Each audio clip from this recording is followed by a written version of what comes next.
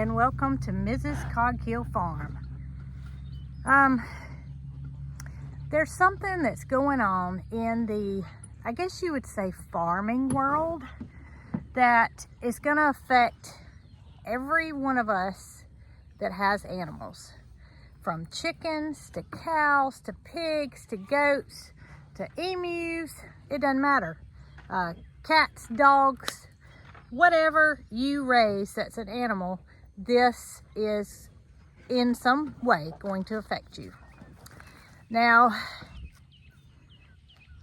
that is the ability to buy antibiotics at your local farm store or farm supply center as of June the 11th will cease.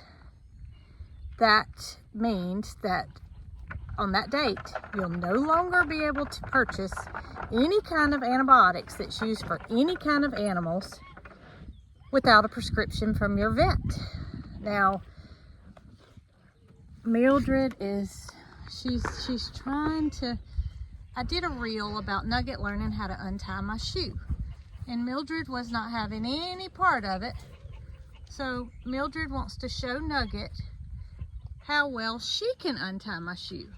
You've done a good job, girl. You have succeeded, and Nugget is over here watching.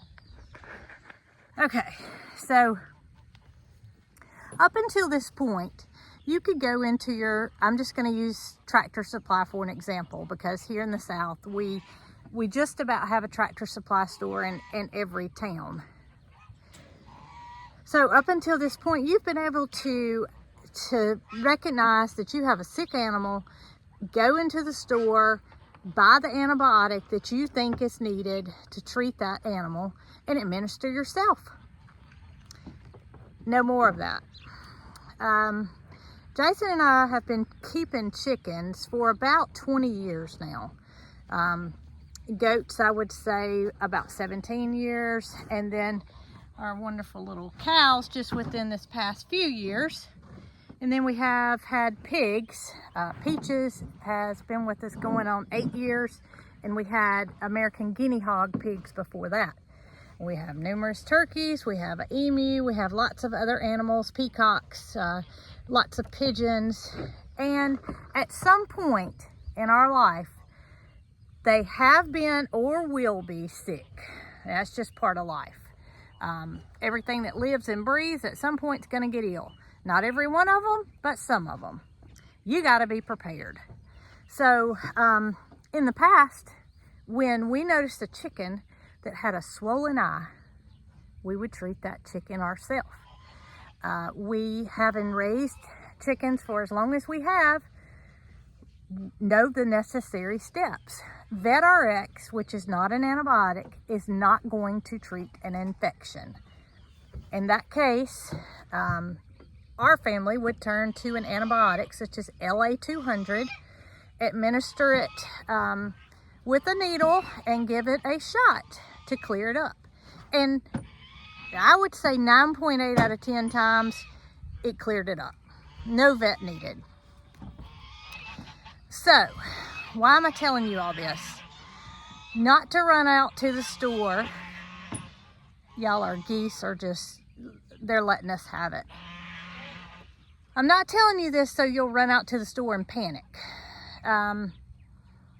I think it has, for most of us, it's become the norm to know that we have the ability to buy that medication when we need it, and therefore we don't have to have it on hand.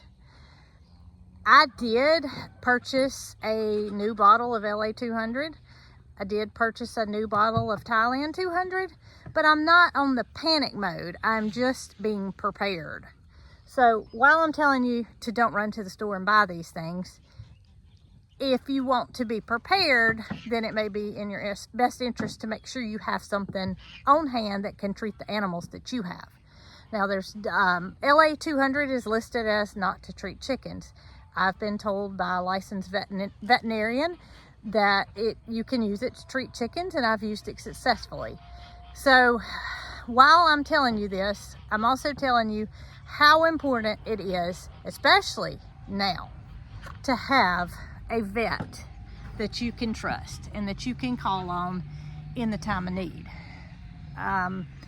If something happened to Mildred, I would not necessarily feel comfortable giving her treatment without a vet's consent, or a vet's guidance, I should say. I would feel more comfortable getting on the phone at least and having the vet telling me what to do. It may be that I do have the antibiotics on hand needed to treat, but if I don't, I know that I have him in my back pocket to where he can come here to the farm if needed. So my advice to you is, if you have animals, use this as a learning tool to know where to turn when something does happen, because the days of us going and buying a syringe and adding an antibiotic, treating animals ourselves, is just about to come to an end. Another thing is cost. So that's going to mean that caring for animals is going to get more expensive.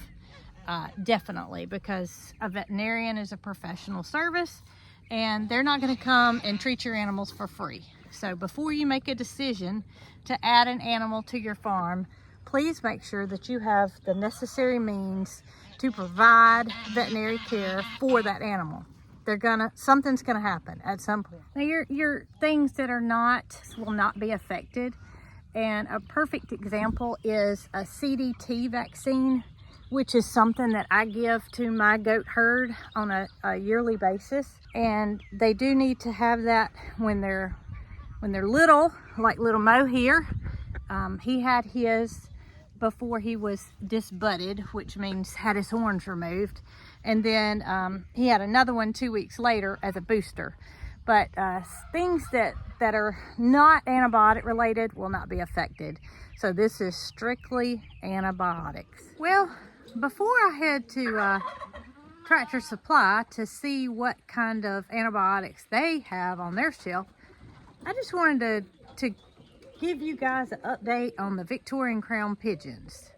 Okay, so I'm inside the aviary, and a couple of videos back I talked to you guys about our family vacation to Discovery Cove in Orlando.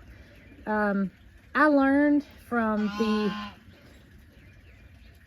ladies that everybody wants to talk at the same time. I learned from the ladies that keep up the aviary at Discovery Cove that they feed their birds a very different food than I was feeding. I mentioned previously that I was using a premium pigeon feed mixed with cat food and dog food, but they made a totally different suggestion for me and I took their advice. So how's it working? The ladies at Discovery Cove told me that they feed a blend of parrot food and soft bill food. Now, they soak theirs in water to get it a little bit soft because they have a lot of smaller birds in there. We started out, Marycarl is doing the feeding in here because she has the ringneck doves and the Australian crested doves. But we started out just putting a little water on it, seeing how that would work. And they ate it. But over a few more days, I just threw one of the round pieces out and you can see he gobbled it up. But over the next few days, she realized that it probably didn't even need to be wet because they like it just the way it is. And you can see the females coming up. So what we've been doing since we swapped to this food is just coming out here and literally, while it's offered in a pan, a dish, we're also taking it and using it for visitation time. We'll take the round kibbles, which is their favorite, and just toss it out there.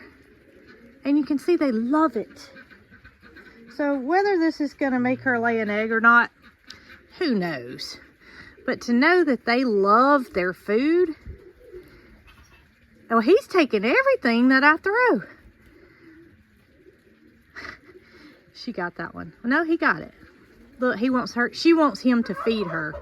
But to know that they like their food this much, and they literally consume every bit of it every day, has been so exciting for me. We're gonna try some nuts next.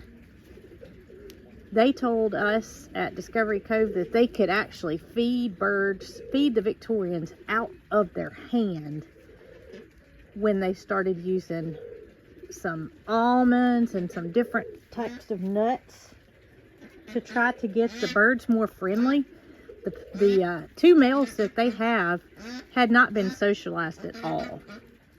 So for them to be able to be tamed from the situation they were in is incredible. Well, ours have always been semi-friendly. Now, I mean, y'all, they're 3 foot from me, so that tells you. But here's one of the little, more like a pellet shape, and watch when I throw it. They don't like it. And we did mix the two together. But Marycarl says that it's more of a texture shape thing, more so than the actual food itself. You see, that was a round one again. Here you go, girl. That was a round one, and he went right after it. She just got a round one. But I have no doubt that we could have these birds eaten out of our hand in no time. So I just wanted to give you guys a quick update on how this new food's working out. We are adding grit, which is calcium. Oh, she wants him to feed her so bad, and he's being a bad husband. But even though we've made all these changes, the nest still looks the same. We have a ringneck that's sitting on the edge there, but she's been spending a lot of time, as she always has, on the nest, as well as her husband. They've been sharing the duty just like they always have. So nothing much has changed there. But I just want you guys to know how much they have enjoyed their new food. Here she goes.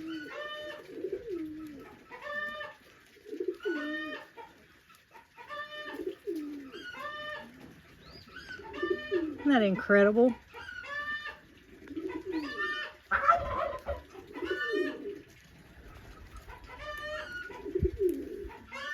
I don't want to stop. As long as they're eating, I want to keep going. But now I'm going to be off to Tractor Supply, and I'm going to see if their antibiotics are in short supply like those that I found online. Oh, she wants him to feed her so bad, and he has no interest. All right, so I am on the way to our local Tractor Supply store. I want to see what they have available, if anything.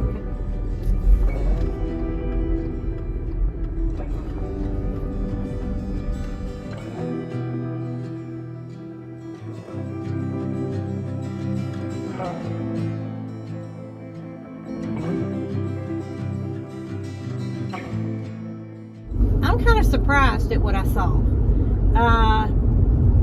You know, it kind of leads me to believe that people may not be aware of what's about to happen. And that's one reason I made this video. And it's not to cause panic. It's not to make you guys run out and buy all the antibiotics you can get your hands on. It's simply to let you be aware of what's about to happen, and that you need to know a vet that can care for your specific type of animal.